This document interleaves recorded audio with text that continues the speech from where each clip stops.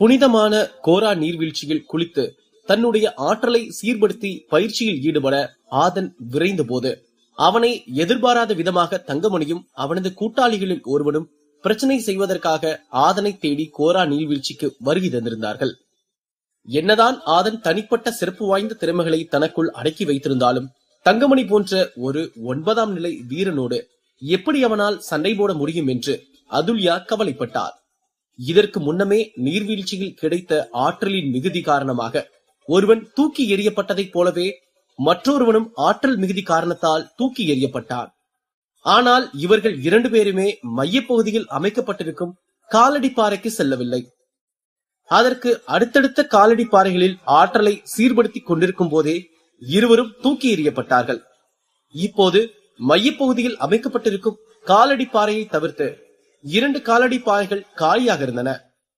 அசோகன் அண்ணா, அந்த 2 இடத்துல இப்ப காலியா இருக்குல்ல, இப்ப நான் போய் முயற்சி செஞ்சு பார்க்கவா என்று ஆதன் அசோகனை கேட்டான். அசோகன் எந்த பதிலும் சொல்லாமல் இருக்க மௌனம் சம்மதத்திற்கு அறிகுறி என்று ஆதன் அந்த காலடி பாறையில் தன் காலடியை பதிக்க கிளம்பினான். திடீரென்று அங்கிருந்தவர்களின் கவனம் அனைத்தும் ஆதனின் பக்கம் திரும்பியது. 6ஆம் நிலை பாடி ரீஃபைனிங் கொண்ட ஒருவன் இப்படி 2 பேர் தூக்கி எறியப்பட்டதை பார்த்த பிறகும் தைரியமாக அந்த இடத்திற்கு செல்கிறான் என்று அனைவரும் வியந்தார்கள். ஆதன் அந்த இடத்திற்கு விரைவதை பார்த்த கூட்டத்தில் இருந்த ஒருவர் தானும் அந்த இடத்தில் தன் ஆற்றலை செயல்படுத்த கிளம்பினார். ஆனால் அந்த பாறைக்கருகில் சென்ற போது அந்த நபர் 1000 வாளால் குத்தப்பட்டது போன்ற ஒரு வலியை உணர்ந்து உடல் செயலிழந்து கைகளிலும் கால்களிலும் வெட்டுக்காயங்களுடன் சரிந்து விழுந்தார். அதை பார்த்த கூட்டத்தினர் ஐயோ அம்மா என தங்களுக்குள் அச்சப்பட்டும் பரிதாபப்பட்டும் கிசுகிசுத்தும் கொண்டார்கள். இந்த காட்சியை பார்த்த பலர் அந்த கோரா நீர்வீழ்ச்சியில் தங்களது ஆற்றலை மேம்படுத்த முனையும் ஆசையையே குழி தோண்டி புதைத்து விட்டார்கள். மையப்பகுதிக்கு பக்கத்தில் இருக்க காலடி பாறைக்கு போனாலே இவ்வளவு ஆற்றல் வருதுன்னா அப்போ மையப்பகுதியில் இருக்க காலடி பாறைக்கு எவ்வளவு ஆற்றல் தரக்கூடிய சக்தி இருக்கும் என்று நினைத்து ஆச்சரியப்பட்டான் ஆதன். அதே சமயம் அந்த நபர் அப்படி சுருண்டு விழுந்ததற்கு முக்கிய காரணம் அவரது ஆற்றல் பற்றிய புரிதல் அவருக்கே இல்லை என்பதுதான் என்று ஆதன் நன்கு அறிந்திருந்தான். அதுல்யா சொன்னது போல் மிகப்பெரிய அளவில் பாடி ரீஃபைனிங்கில் பேர் போன ஆட்களே மையப்பகுதிக்கு செல்லும் போது நிலை குலைந்து சரிந்திருக்கிறார்கள். அப்படி இருக்கையில் குருட்டு தைரியத்துடன் இது போன்ற விஷயங்களில் ஈடுபடுவது எவ்வளவு பெரிய முட்டாள்தனம் என ஆதன் நினைத்தான். அதே சமயம் எந்த ஒரு வாய்ப்புமே கஷ்டங்கள் இல்லாமல் வந்து சேராது என்று ஆதன் புரிந்திருந்தான். ரிஸ்க் எடுத்தாதான் ரஸ்க் கிடைக்கும் என்ற பழமொழியை ஆதன் நினைவு கூர்ந்தான். அந்த வாரியர் உலகத்தை பொறுத்தவரை இது ஒரு ரோஜா பூ போன்ற அமைப்பை உடையது. அந்த பூவின் நறுமணத்தை நுகர வேண்டுமானால் அத்துடன் இருக்கும் முட்களை நமக்கு கையாள தெரிந்திருக்க வேண்டும். இந்த வாரியர் உலகத்தில் சண்டைகளும் பிரச்சனைகளும் வருவது இயல்புதான் என ஆதன் நன்கு அறிந்திருந்தார். கடினமான சூழல்களை கையாள தெரியாத ஒருவனால் கண்டிப்பாக வாரியராக உயிர் வாழ முடியாது என்று ஆதன் திடகாத்திரமாக நம்பினார். இந்த வாரியர் உலகம் கொடூரமான ஒன்றாக இருந்தாலும் இதை மாற்றியமைக்கவும் இதே வழியில்தான் நாம் பயணம் செய்ய வேண்டியிருக்கிறது என்பதை நினைத்து வருந்தினான் ஆதன். அந்த நீர்வீழ்ச்சியில் தங்கள் உயிரை பணயம் வைத்து அதன் ஆற்றலை தனதாக்கிக் கொள்ளும் பேராசையை அங்கிருந்த அனைவரும் குழி தோண்டி புதைத்து விட்டார்கள். இருப்பினும் தங்கமணியுடன் வந்த கூட்டாளி அந்த ரிஸ்கை எடுக்க முடிவு செய்தான். தங்கமணி, இந்த ஆதனை எப்ப வேணாலும் நம்ம முடிச்சுக்கலாம். ஆனா இவ்வளவு தூரம் வந்ததுக்கு அப்புறமா இந்த நீர்வீழ்ச்சியில போய் நம்மளோட ஆற்றலை மேம்படுத்தாம இருக்கிறது முட்டாள்தனம். அதனால முதல்ல நம்ம அதை செய்வோம், அப்புறம் அந்த ஆதம் பொடிப்பையில பாத்துக்கலாம் என்று தங்கமணியிடம் அவனது கூட்டாளி தன்னுடைய திட்டத்தை எடுத்து சொன்னான். தங்கமணியை பொறுத்தவரை ஆதன் பலி கொடுக்கப்பட வேண்டிய ஒரு ஆடு.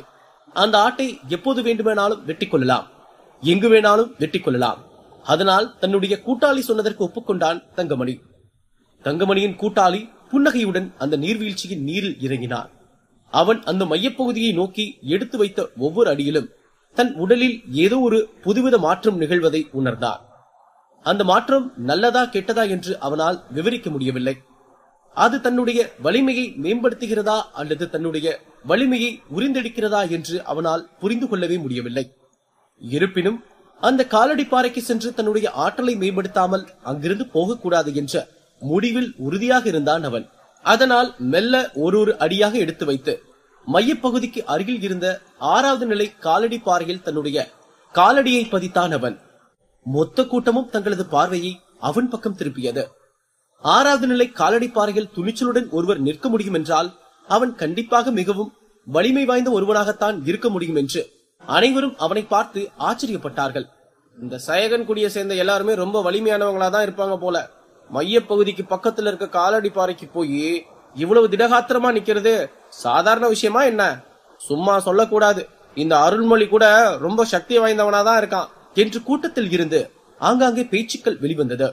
அந்த பேச்சுக்களை வைத்து ஆதன் அந்த நபரின் அடையாளத்தை அறிந்து கொண்டான். சயகன் குடியா என்று ஆச்சரியத்தில் ஆழ்ந்து போனான் ஆதன். இவன் யாரோ ஒரு அடியாளாகத்தான் இருப்பான் என்று ஆதன் நினைத்தான். ஆனால் சயகன் குடியை சேர்ந்த ஒரு வீரனாக இருப்பான் என்று ஆதன் எதிர்பார்க்கவே இல்லை. ஒரே குடும்பத்தில் இருந்து எதிர்பாராத வீரமாக 2 எதிரிகளை தாம் உருவாக்கி விட்டோம் என்று அதிர்ந்து போனான் ஆதன். இந்த அதிர்ச்சியில் ஆதன் மீள்வதற்கு முன்பே தங்கமணியும் அந்த நீர்வீழ்ச்சியில் இறங்கினான். தங்கமணி அந்த நீர்வீழ்ச்சியில் இறங்கிய உடனேயே கூட்டம் விரிவடைந்தது. சுற்று வட்டாரத்தில் இவர்கள் இருவரும் இங்கு வந்திருக்கிறார்கள் என்ற செய்தி பரவிய பிறகு ஏதோ ஒரு பெரிய சம்பவம் நடக்கப் போகிறது என்ற ஆவலுடன் அங்கு பலர் கூடினார்கள். ஏனென்றால் தங்கமணிக்கு அந்த சுற்று வட்டாரத்திலும் சரி, அகாடமிக்கு உள்ளேயும் சரி, மிகப்பெரிய மதிப்பும் மரியாதையும் செல்வாக்கும் இருக்கிறது. அதற்கு மிக முக்கிய காரணம் அவன் பெற்றிருக்கும் 9ஆம் நிலை பாடி ரீஃபைனிங் தான். தங்கமணி இங்க என்ன பண்ணிட்டு இருக்கான்? அதுவும் இந்த நீர்வீழ்ச்சியில தங்கமணி இறங்க வேண்டிய அவசியம் என்ன என்று கூட்டத்தில் அதிர்ச்சியில் ஆங்காங்கே பேச்சுக்கள் வெடித்துக் கொண்டிருந்தன. இருப்பதிலேயே மிகவும் ஆற்றல் வாய்ந்த மையப்பகுதியான 5வது நிலை காலடி பாறையை நோக்கி சென்று அதைவிட மிகப்பெரிய அதிர்ச்சி ஒன்றை இருந்த அனைவருக்கும் கொடுத்தான் தங்கமணி. இந்த தங்கமணிக்கு என்ன கிறுக்கு பிடிச்சிருக்கா? அந்த மையப்பகுதிக்கு எல்லாராலையும் போய் பயிற்சி பண்ண முடியாதுன்னு அவனுக்கு தெரியாதா? எந்த தைரியத்துல அங்க போயிட்டு இருக்கான் அவன் என்று கூட்டத்தில் ஆங்காங்கே முணுமுணுத்தார்கள். எதையும் காதில் வாங்காமல் தங்கமணி அந்த மையப்பகுதியை நோக்கி சென்றார். பலருக்கு நெஞ்சு படபடத்தது. என்ன நடக்கப் போகிறது என்ற ஆவல் அனைவருக்கும் மத்தியில் பரவியது. தங்கமணி அந்த நீர்வீழ்ச்சியின் மையப்பகுதியை நோக்கி அடியெடுத்து வைக்க அவனுக்கு எதிராக நீர்வீழ்ச்சி ஒரு பேராக்க சக்தியை வெளிப்படுத்தியது. அந்த சக்தியின் வீரியத்தை சமாளிக்க தன்னுடைய 1000 பேய் நடனத்தை வெளிக்கொண்டு வந்தான் தங்கமணி. அதுவரை அந்த 1000 பேய் நடனத்தை கட்டுக்கதை என நினைத்துக் கொண்டிருந்த அனைவருக்கும் அதை நேரில் பார்த்தது ஒரு ஆச்சரியமாக அமைந்தது. நீர்வீழ்ச்சியின் சக்திக்கும் தங்கமணியின் 1000 பேய் நடனத்திற்கும் இடையே ஒரு சண்டை அரங்கேறியது. நீர்வீழ்ச்சியின் பேராக்க சக்தி வலுவடைந்தது. அது மேலும் பெரியதாக மாறி அந்த 1000 பேய்களை கட்டி போட்டது. அதை கண்டு தங்கமணி நடுங்கி போனான். இந்த நீர்வீழ்ச்சி இவ்வளவு வலிமை வாய்ந்ததாக இருக்கும் என்று தங்கமணி எதிர்பார்க்கவே இல்லை. அவனது 1000 பேய் நடனத்தை விட 10 மடங்கு வலிமை வாய்ந்ததாக அந்த நீர்வீழ்ச்சியின் பேராக்க சக்தி இருந்தது. அது கொஞ்சம் கொஞ்சமாக அவனது உடம்பில் ஊடுருவி அவனது ஆற்றலை உறிஞ்சி எடுத்துக் கொண்டிருந்தது. இதனால் அவனது உடம்பு பழுப்பு நிறத்தில் மாறியது. தங்கமணியும் அவ்வளவு எளிதில் அதை விட்டு விலகவில்லை. பல்லை கடித்துக் கொண்டும் கைகளை முறுக்கிக் கொண்டும் அந்த நீர்வீழ்ச்சியின் பேராக்க சக்தியை எதிர்த்து போராடி கொண்டிருந்தான். எப்படியாவது அதை வீழ்த்தி வரலாற்று நாயகனாக மாற வேண்டும் என்ற மன உறுதியில் விடாமல் எதிர்த்து சண்டை போட்டான் தங்கமணி. எப்படியாவது அந்த மையப்பகுதியில் இருந்த 5வது நிலை காலடி பாறையில் ஏடிவிட வேண்டும் என்ற குறிக்கோளை சாத்தியமாக்க அரும்பாடு பட்டான். என்னடா இவன் இவ்வளவு அடி வாங்கியும் விடாம போராடிட்டு இருக்கான், இவன முட்டாளா என்ற சிலரும், அவன் என்ன சாதாரண ஆள் நினைச்சீங்களா? அவன் தங்கமணி 1000 பேய்களை அசால்ட்டா டீல் பண்றவன், அவன் கண்டிப்பா அதுல ஜெயிப்பான் என்று சிலரும் கூட்டத்தில் ஆங்காங்கே பேசி தெரிந்தார்கள். ஆனால் அத்தனை பேருக்கும் என்ன நடக்கப் போகிறது என்ற ஆவல் மனதில் அலைமோதியது. இதற்கு முன் இந்த இடத்தில் தங்களது கால் தடத்தை பதிக்க முயன்றவர்களை காட்டிலும் தங்கமணியின் முயற்சி முற்றிலும் மாறுபட்டதாக இருந்தது. யாரும் இவ்வளவு நேரம் அந்த நீர்வீழ்ச்சியுடன் சண்டை போட்டு தாக்கு பிடிக்கவே இல்லை. தங்கமணி இவ்வளவு நேரம் எத்தனை அடி வாங்கிய பிறகும் இன்னமும் விடாமல் அதனுடன் சண்டை போடுவது அனைவருக்கும் மிகப்பெரிய ஆச்சரியத்தை கொண்டு வந்தது. தங்கமணி கனவில் கூட நினைத்து பார்க்காத ஒரு காரியம் அங்கு அரங்கேறியது. அவன் வளர்த்தெடுத்த 1000 பேய்களில் சில பேய்கள் தங்கமணியின் கட்டுப்பாட்டில் இருந்து வெளியேறி நீர்வீழ்ச்சியின் கட்டுப்பாட்டுக்குள் சென்று அவனையே தாக்கிக் கொண்டிருந்தது. அதை உணரும் அளவுக்கு கூட தங்கமணியின் சுய நினைவு இல்லை. ஏனென்றால் நீர்வீழ்ச்சியின் பிடியில் சிக்கியிருந்த தங்கமணியின் இரத்த நாளங்கள் கிட்டத்தட்ட உறைந்து போய் அவனது முகமே பழுப்பு நிறத்தில் மாறியிருந்தது. அவன் அங்கு உணர்ந்தது எல்லாமே பேய்களிடமிருந்துதான் அடி வாங்கிக் கொண்டிருக்கிறோம் என்பது மட்டும்தான். இந்த மையப்பகுதியில் அமைந்திருக்கும் 5வது நிலை காலடி பாறையில் ஏற முயற்சித்தது எவ்வளவு பெரிய முட்டாள்தனம் என்று அப்போதுதான் தங்கமணி உணர்ந்தான். இப்போது தங்கமணிக்கு இருந்தது ஒரே ஒரு வாய்ப்பு மட்டும்தான். எப்படியாவது உயிர் மட்டுமாவது பிழைக்க வேண்டும் என்ற மனநிலைக்கு தள்ளப்பட்டான் தங்கமணி.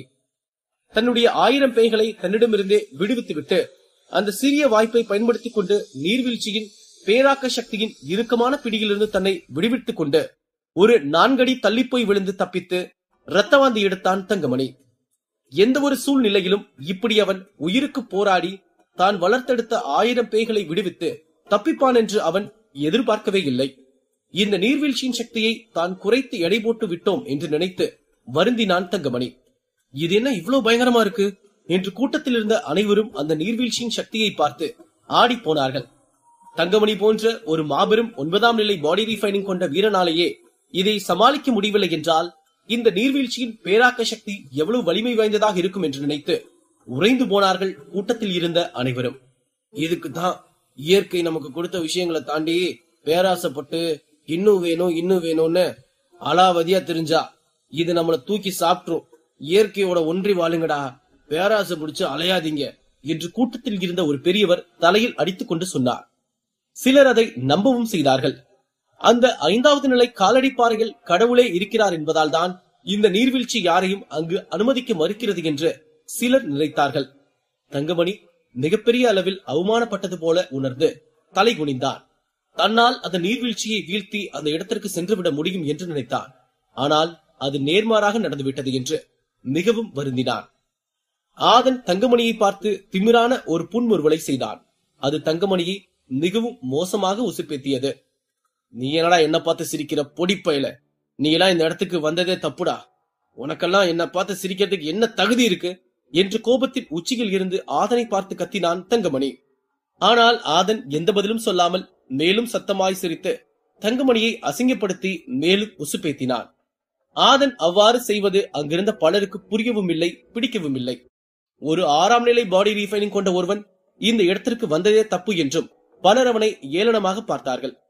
அந்த நீர்வீழ்ச்சி கூட சண்டை போடுறதுக்கு உனக்கு தகுதி இருக்குன்னு தானே வீராப்பா போன, என்ன பார்த்து பொடிப்பையன்னு சொல்விய, இப்ப அந்த நீர்வீழ்ச்சியை உன்னை பார்த்து பொடிப்பையில போடாங்கட்டுன்னு அடிச்சு துரத்தி விட்டுருச்சு பாத்தியா. இதுக்குதான் ரொம்ப ஆடக்கூடாதுன்றது. வாழ்க்கை ஒரு வட்டம் தங்கமணி என்று சொல்லி சிரித்தான் ஆதன். ஆதன் இந்த முயற்சியை எடுத்திருந்தான் என்றால் இந்நேரம் பிணமாகத்தான் கிடப்பான் என்று அனைவரும் நினைத்தார்கள். அப்படிப்பட்ட ஒருவன் தங்கமணியை கேலி செய்து பேசுவதற்கு எந்த தகுதியும் பெறவில்லை என்று தங்களுக்குள் முணுமுணுத்துக் கொண்டார்கள். ஆனால் ஆதன் அவர்கள் முணுமுணுக்கும் எதற்கும் எந்தவித கவனமும் கொடுக்காமல் தங்கமணியை உசுப்பேத்தி சிரித்துக் கொண்டே இருந்தான். அதுல்யாவால் ஆதனின் இந்த நடவடிக்கையை சுத்தமாக புரிந்து கொள்ளவே முடியவில்லை. தங்கமணி இனி என்ன செய்ய போகிறான்? ஆதனை அந்த மையப்பகுதியில் அமைந்திருக்கும் 5வது நிலை காலடிப்பாறையில் காலை பதிக்குமாறு சவால் விடுவானா? அப்படி நடந்தால் ஆதனால் அந்த நீர்வீழ்ச்சியை வீழ்த்த முடியுமா? தெரிந்து கொள்ள இணைந்திருங்கள் பாக்கெட் எஃப்எம் உடன்.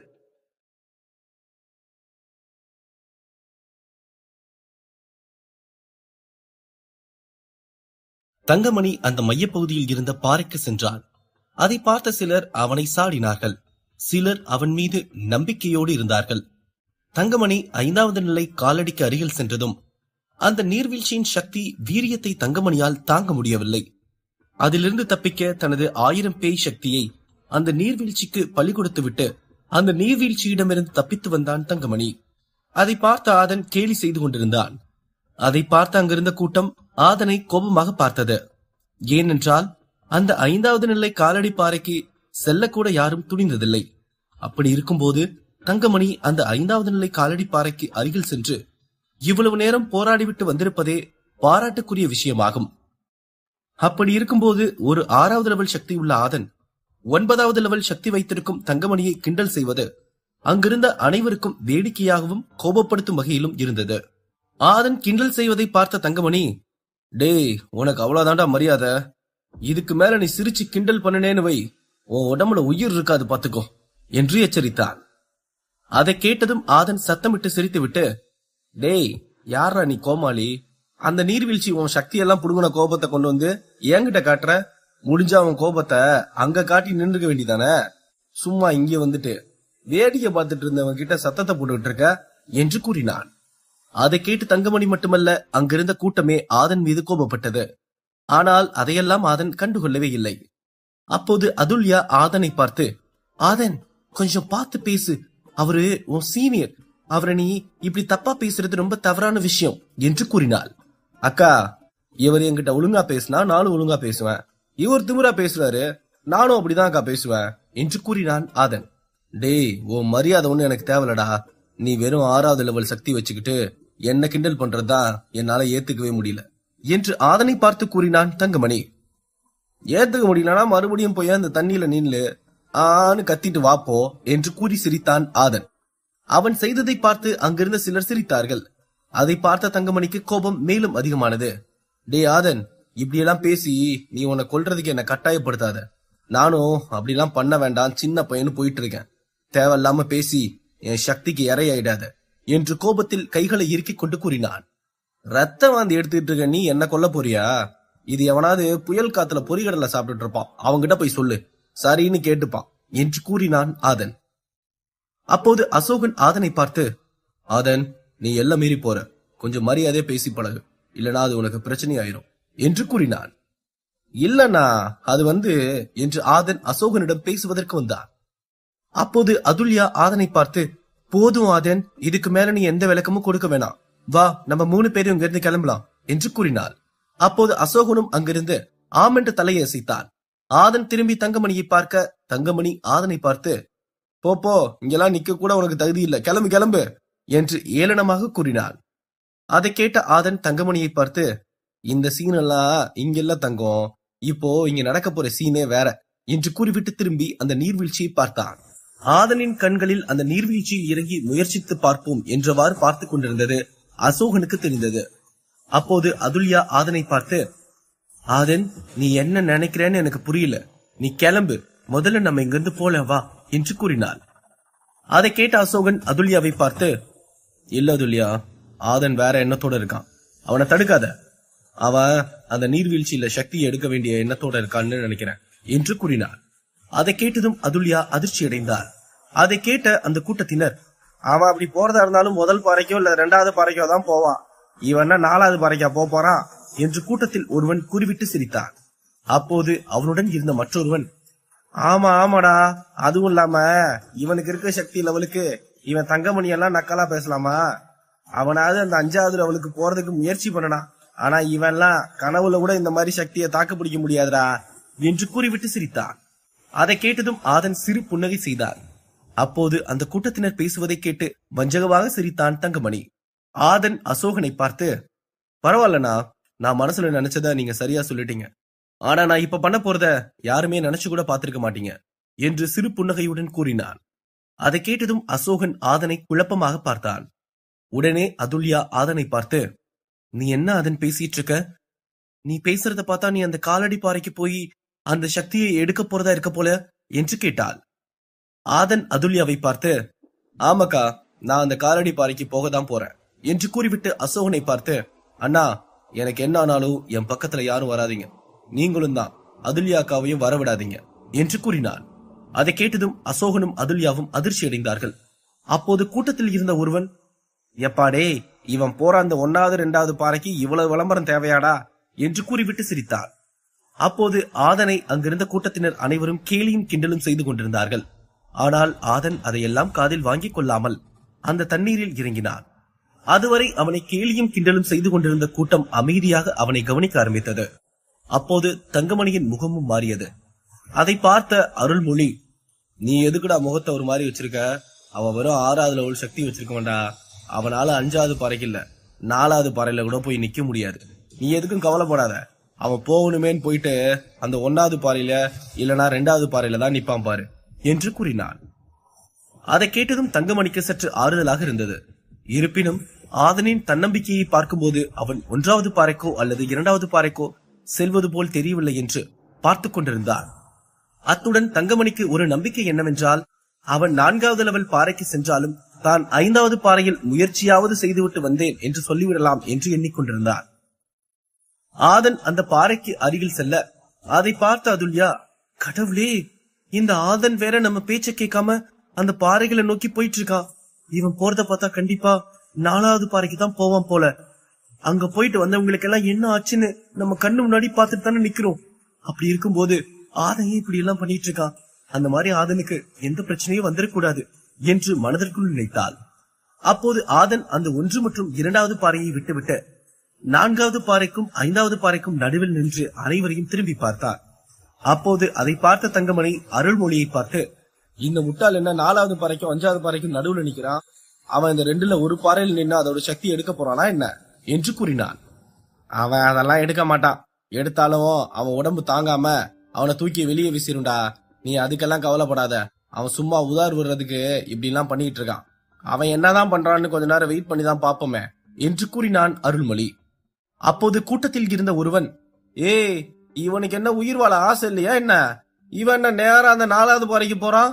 இவன் உயிர் போறதுக்கான நேரம் வந்துருச்சு போல. அதனாலதான் இப்படி கிறுக்குத்தனமா பண்ணிட்டு இருக்கான்னு நினைக்கிறேன் என்று கூறினான். ஆமா, இவன் இருக்கிறது 6வது லெவல் சக்தி. இவன் எதுக்கு 4வது பாறைக்கு போகணும்? இவனுக்கு என்ன ஆக போதோ தெரியல. அங்க இதுக்கு முன்னாடி போன 2 பேரும் 20 அடிக்கு அந்த பக்கம் போய் விழுந்தாங்க. இப்ப இவன் எத்தனை அடிக்கு அந்த பக்கம் போய் விழுக போறானோ தெரியல என்று கூறினான் அவனுக்கு அருகில் இருந்த மற்றொருவன். அந்த கூச்சல்களை எல்லாம் கேட்ட அதுல்யா, இந்த ஆதனுக்கு எதுக்கு இந்த தேவையில்லாத வேலை? இவன் நம்ம நினைச்ச மாதிரியே 4வது பாறையை நோக்கிதான் போயிட்டு இருக்கானே, இவன் அதை நல்லபடியா செஞ்சு முடிப்பானோன்னு தெரியல என்று நினைத்து தனது கையை இருக்க வைத்துக் கொண்டு ஆதனை கண்ணிமைக்காமல் பயத்தோடு பார்த்து கொண்டிருந்தார். இத்தனை கூச்சல் குழப்பத்திலும் அசோகன் மட்டும் ஆதன் மீது நம்பிக்கையோடு அவனை பார்த்துக் கொண்டிருந்தான். இருப்பினும் அவனுக்கு ஏதும் ஆபத்தாக மாறிவிடக் கூடாது என்று அவனும் பிரார்த்தனை செய்து கொண்டிருந்தான். அப்போது ஆதன் சென்று அந்த 5வது பாறைக்கு முன் நின்றான். அதை பார்த்த கூட்டத்தினர் அதிர்ச்சி அடைந்தார்கள். அப்போது அந்த கூட்டத்தில் இருந்த ஒருவன், இவனுக்கு உண்மையாலுமே பைத்தியம் பிடிச்சிருச்சுன்னு நினைக்கிறேன்டா. அங்க பாரு, அவன் போய் எங்க நினைக்கிறான்னு. அவன் 4வது பாறைக்கு போனாலே உயிருக்கு ஆபத்துன்னு சொல்லிட்டு இருக்கேன். இவன் என்னடானா 5வது பாறைக்கு முன்னாடி போய் நிக்கிறான். 9வது லெவல் சக்தி இருக்கிற தங்கமணியே அங்க போயிட்டு உயிர் தப்பிச்சு வந்தா போதுன்னு வந்துட்டான். இவெல்லாம் அவனோட பாதி சக்தி கூட வரமாட்டான். இவன் என்னடா அங்க போறான் என்று கூறினான். இவன் என்ன ஆக போறானோ என்று கூறினான். அவனுக்கு அருகில் இருந்தவன், ஆமாடா, இவன் அந்த தங்கமணி கிட்ட வீரத்தை காட்டுறேன்னு போறான். எப்படியும் அடிபட்டு வருவான்னு நினைக்கிறேன். இல்ல, இவன் அந்த சக்தி தாங்க முடியாம அங்க இருந்து உயிரை விட்டாலும் சொல்றதுக்கு இல்ல, பாக்கலாம் என்று கூறினான். அந்த கூட்டத்தார் பேசுவதை கேட்ட தங்கமணி, என்ன அருள்மொழி, இவன் அந்த 5வது பாறையை நோக்கி போறான். இவனுக்கு எவ்வளவு திமிரு இருந்தா இப்படி எல்லாம் பண்ணுவான் என்று விரக்தியுடன் கூறினான். நீ இதுக்கெல்லாம் கவலைப்படாத. அவனை நீ கொல்லணும்னு நினைச்ச, ஆனா அவன் இயற்கையாவே சாகணும்னு நினைச்சிட்டு போயிட்டு இருக்கான் போல. விட்றா, உனக்குதான் ஒரு வேலை மிச்சமாக போகுதுல, அதை விட்டுட்டு நீ என்னடானா சின்ன பசங்க மாதிரி கவலைப்பட்டு இருக்க என்று தங்கமணிக்கு ஆறுதல் கூறினான் அருள்மொழி. அதை கேட்டுவிட்டு தங்கமணி சரி என்றவாறு தலையசைத்துவிட்டு ஆதனையை பார்த்து கொண்டிருந்தான். அதே நேரம் ஆதன் அந்த 5வது பாறைக்கு முன் நின்றான். அவன் கண்ணை மூடி அங்கிருந்து வந்த தண்ணீரின் தாக்கத்தை உணர்ந்தான். அப்போது அதை பார்த்த கூட்டத்தில் இருந்த பலரும் அவனை கேலியும் கிண்டலும் செய்தார்கள். அதையெல்லாம் தனது காதில் போட்டுக் கொள்ளாமல் தனது மூச்சை நன்கு உள்ளே இழுத்துக் கொண்டு சிறிது நேரம் கண்ணை மூடியவாறே நின்றான். அப்போது ஆதன் அந்த தண்ணீரின் வேகத்தையும் அதன் தாக்கத்தையும் உணர்ந்து கொண்டான். அப்போது அவன் அந்த 5வது பாறைக்கு அருகில் சென்று அந்த பாறையில் ஏறுவதற்கு முயற்சித்தான். அப்போது அந்த தண்ணீரின் வேகமும் தாக்கமும் அவனை அந்த பாறையில் ஏற விடாமல் முதலில் தள்ளியது. அதையும் எதிர்த்து கொண்டுதான் இருந்தான் ஆதன். அப்போது அவனை பார்த்து கிண்டல் செய்த அந்த கூட்டத்தில் இருந்த சிலர் அமைதியாகிவிட்டார்கள். அதன் பிறகு அவர்கள் அனைவரும் ஆதனை ஆச்சரியமாக பார்த்தார்கள். இன்னும் சிலர், இவன் முதப்படி வேணும்னா சமாளிச்சிருக்கலாம், ஆனா அடுத்தபடி எடுத்து வைக்க கூட முடியாது என்று கூறிய அடுத்த நொடி அவனுக்கு ஒரு அதிர்ச்சி காத்திருந்தது. அது என்னவென்றால் ஆதன் அடுத்த அடி எடுத்து வைத்தான். அதை பார்த்ததும் அங்கு ஆதனை விமர்சனம் செய்து கொண்டிருந்த கொஞ்ச நெஞ்ச நபர்களும் அமைதியானார்கள். அப்போது அந்த நீர்வீழ்ச்சியில் இருந்து தண்ணீர் அப்படியே ஈட்டியாக மாறி வேகமாக ஆதனை நோக்கி வந்தது. அதை பார்த்த ஆதன், ஆத்தாடி ஆத்தா, இதுக்கப்புறம் தான் நம்ம சமாளிக்க வேண்டியது நிறைய இருக்கும் போல இருக்கே என்று நினைத்த அடுத்த நொடி அந்த நீர்வீழ்ச்சியில் இருந்து ஈட்டிகளாக வர ஆரம்பித்தது. அந்த ஈட்டிகள் வேகமாக வந்து ஆதனை தாக்க ஆரம்பித்தது. அவற்றின் வேகத்தை பார்த்த அந்த கூட்டத்தினர் மட்டுமல்ல, ஆதனும் திகைத்து போனான். ஆதனின் உடையை எல்லாம் அந்த ஈட்டிகள் கிழித்துவிட்டு அவனது உடலை தாக்க ஆரம்பித்தன. அவனது உடம்பில் இருந்து இரத்தம் வெளியே தெரித்தது. அதை பார்த்த அசோகனுக்கும் அதுல்யாவிற்கும் பேரதிர்ச்சியாக இருந்தது. அதை பார்த்த தங்கமணியும் அருள்மொழியும் வஞ்சகமாக சிரித்தார்கள். ஆதன் கண்ணிமைக்கும் நேரத்தில் பல ஈட்டிகள் வந்து அவன் மீது பாய்ந்தது. அப்போது ஆதன் தனது சக்தியை ஒன்று திரட்டி அதை எதிர்கொண்டான். அதை பார்த்த தங்கமணிக்கு அது மிகப்பெரிய அதிர்ச்சியாக இருந்தது. ஏனென்றால் அதை தாங்கக்கூடிய சக்தி ஆதன் பயன்படுத்தவில்லை.